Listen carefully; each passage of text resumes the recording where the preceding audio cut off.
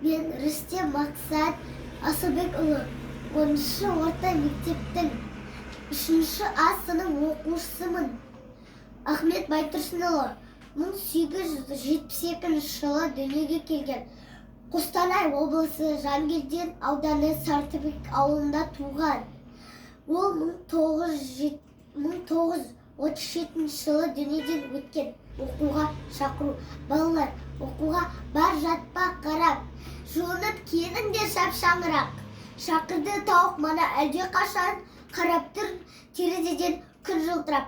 Адам да ұшқан құс та жүрген аңда. Жұмыс істеп тұрған жоқ ешбір жанда. Кішкеде қоңыз да жүргін сүйреп. Барады араларда ұшып балға. Балалар, бұл жолбасы даналыққа. Жүріңдер түсіп байқап қаралықта. Бұл жолмен келе жатқан өзіңдей көп, соларды көре тұра қалалық па? Даналық, өшпес жарық кетпес байлық. Жүріңдер іздеп тауып алалықта. Ахмет Байтұрсынұлы, ақын, ұстаз, ғалым.